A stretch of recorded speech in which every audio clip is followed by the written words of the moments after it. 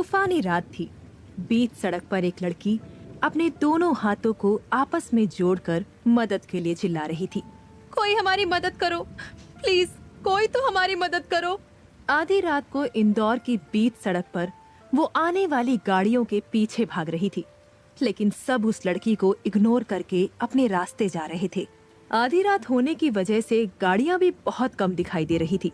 ऊपर से बारिश अपने रौद्र रूप में थी, जिसकी वजह से सबको अपने घर जाने की जल्दी थी।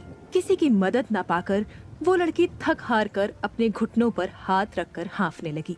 तभी एक कार आकर ठीक उसके सामने रुकी, जिससे वो लड़की हड़बड़ाकर पीछे की तरफ गिर गई।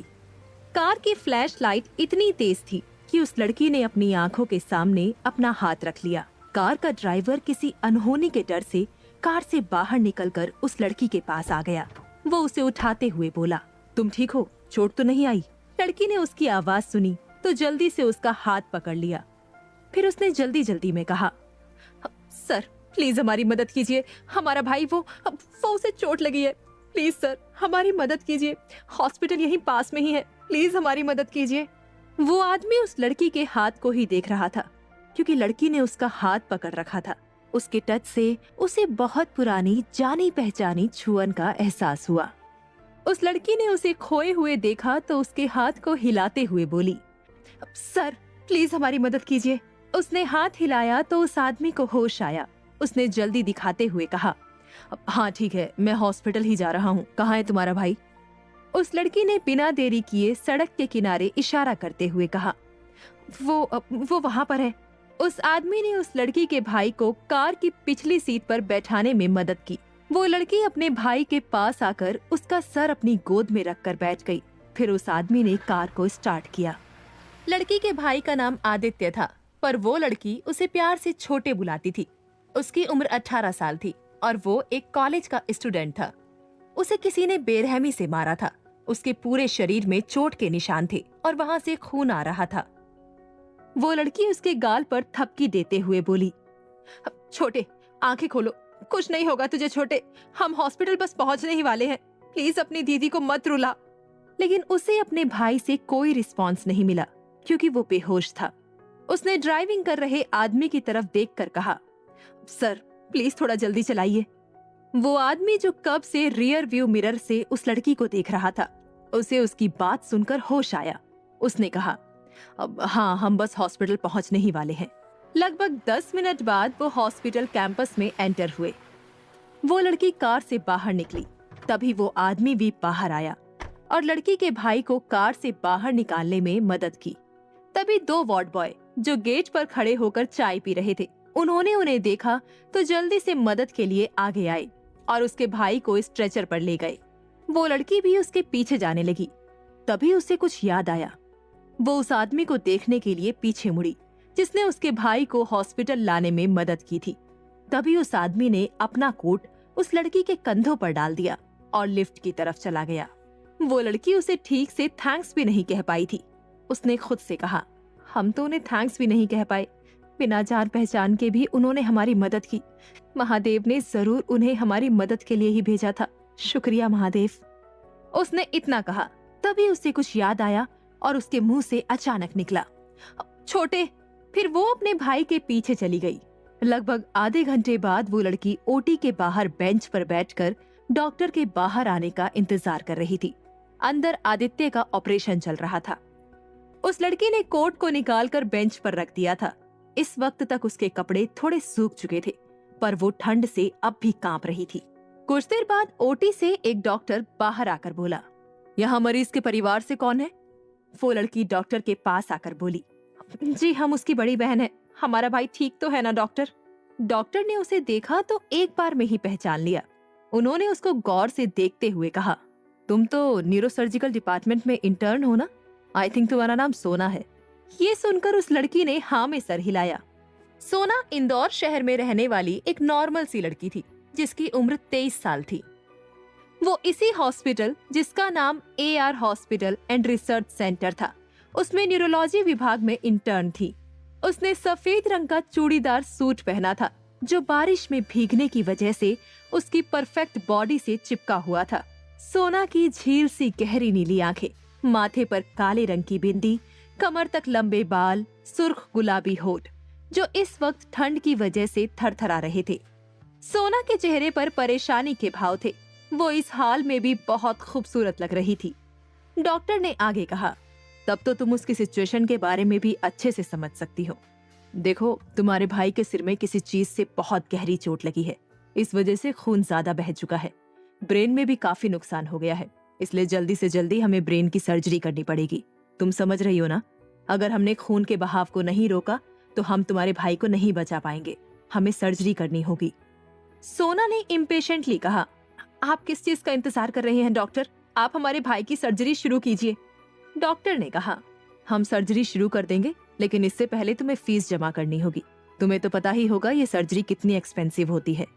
सोना ने हाँ में सर हिलाकर उनसे पूछा, कितना खर्च आएगा ऑपरेशन के लिए?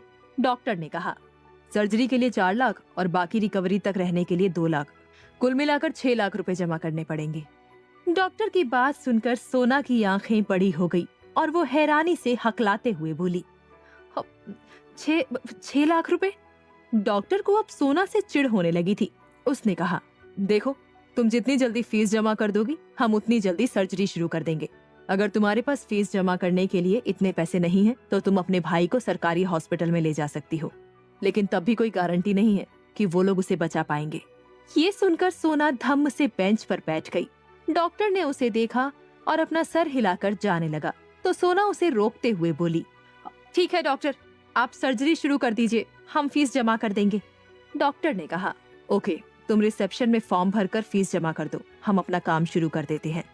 इतना कहकर डॉक्टर ओटी के अंदर चले गए। सोना फिर से बेंच पर बैठ गई और उसने खुद से कहा, हमने कह तो दिया कि हम फीस जमा कर देंगे, लेकिन इतने सारे पैसे हम कहाँ से लाएंगे? उसने अपने माथे से पसीना साफ करते हुए कहा, क्या हमें उनकी मदद लेनी चाहिए? नहीं नहीं, हम उनके पास वापस नहीं जा सकते। महादेव, अब हम क्या करें? तभी अचानक से उसके दिमाग में कुछ आया। उसने कहा, माही, हमें माही से बात करनी चाहिए। उसने सोचा और जल्दी जल्दी हाँ में सर हिलाते हुए बोली, हाँ, माही जरूर हमारी मदद करेगी। वो इस वक्त रिसेप्शन पर ही होगी। उसने इतना कहा और रिसेप्शन की तरफ जाने लगी। वो अभी जा ही रही थी कि उसे किसी के दर्द में कराहने की आवाज आई, पानी, पानी। सोना ने इधर उधर देखा। वो आवाज आईसीयू के अंदर से आ रही थी। वो बहुत धीरे कदमों से उस तरफ बढ़ गई। जैसे जैसे वो आईसीयू की तरफ बढ़ रही थी, वैसे वैसे वो आवाज और भी तेज सुनाई दे रही थी, पानी, पानी। सोना जल्दी से दरवाजा खोलकर अंदर आ गई। अंदर आते ही उसे कमरे का तापमान ठंडा मालूम हुआ। उसने देखा तो एक लड़का पेट के बल लेटा हुआ था। उसने सिर्फ ब्लैक कलर का पैंट पहना था। उसकी पीठ पर जगह जगह बैंडेज लगा हुआ था और कुछ छोटी छोटी खरोंचे भी थी।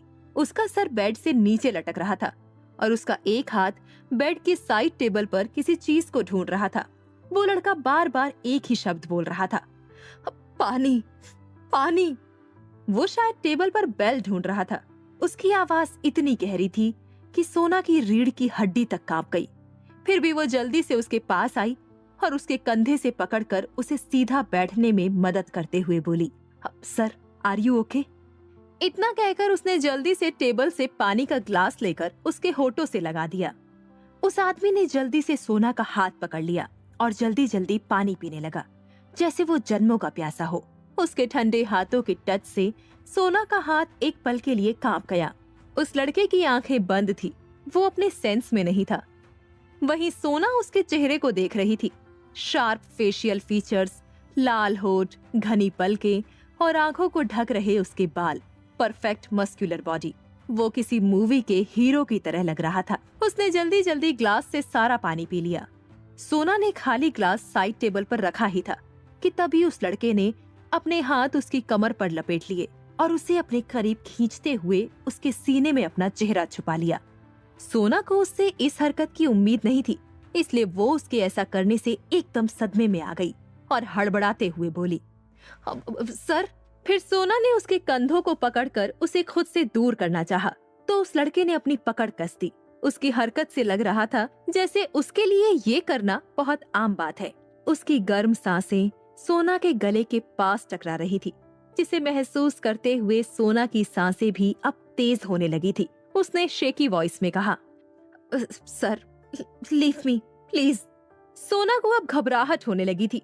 उसने उसके चोट की परवाह किए बिना अपनी पूरी ताकत से उसे धक्का दिया, जिससे वो आदमी उससे दूर होने के बजाय उसे अपने साथ लेकर बेड पर गिर गया। जैसे ही उस लड़के की पीठ बेड ने छुई, वो आदमी दर्द में गुर्राया। सोना कुछ समझ पाती उससे पहले वो लड़का उसे लेकर पलट गया। सोना अब उसके नीचे थी। घबराहट की वजह से अब उसे पसीना आना शुरू हो गया था। सोना ने उसके सीने पर हाथ रखा और उसे पुश करते हुए बोली, दूर हटिए हमसे। उसने अपनी पूरी ताकत से उसे धक्का दिया तो वो लड़का उसके बगल में मुंह के बल गिर गया। सोना जल्दी से बेड से खड़ी हुई। वो जाने लगी तो उसका दुपट्टा उस लड़के के नीचे दबकर वहीं छूट गया। सोना भागते हुए कमरे से बाहर निकल गई। वो लड़का अपनी धुंधली नजरों से एक सफेद परछाई को कमरे से बाहर जाते हुए देख रहा था। फिर वो अपने हाथों के सहारे से उठकर बैठ गया। इधर सोना कॉरिडोर में भागते जा रही थी। उसे जरा भी ख्याल नहीं रहा कि उसके पास उसका दुपट्टा नहीं है। वो जा ही रही थी कि सामने से आते एक लड़के से टकरा गई। सोना गिरने को थी कि उस लड़के ने उसे बाजू से पकड़कर गिरने से बचा लिया और चिंता जताते हुए बोला, आर यू ओके मिस? सोना ने कोई भी जवाब नहीं दिया और वहाँ से भाग गई। वो आदमी अपना कंधा उठाते हुए बोला, अजीब लड़की है, एक थैंक्स भी नहीं कहा। उसने इतना कहा और उस आईसीयू में आ गया। अंदर आकर उसने देखा तो एक लड़का बेड से टिक कर बैठा है। उस लड़के को देखकर उसने कहा, अंश, तू जाग गया? मुझे लगा था दवाई के असर से तुम्हें जल्दी होश नहीं आएगा। इस लड़के का नाम अंश था, अंश सिंह रायजादा, जो कि टॉप बिजनेसमैन था। 29 साल का अंश रायजादा बिजनेस वर्ल्ड में राज करता था। उसका एक दूसरा नाम भी था, cruel, heartless, arrogant, the great mafia king ASR, जिससे लोग डरकर दूर भागते थे। आज शाम को क्लब में कुछ बदमाशों से उसकी लड़ाई हो गई थी और जिससे उसकी लड़ाई हुई थी उसने अंश के पीठ पर 2 गोली चला दी थी। इसलिए उसका दोस्त उसे हॉस्पिटल लेकर आया था। क्या सोना अपने भाई के लिए 6 लाख रुपए जमा कर पाएगी? किसने की है सोना के भाई की ये हालत? क्या सोना अपने भाई को बचा पाएगी? जानने के लिए सुनते रहिए ये कहानी सिर्फ पॉकेट FM पर।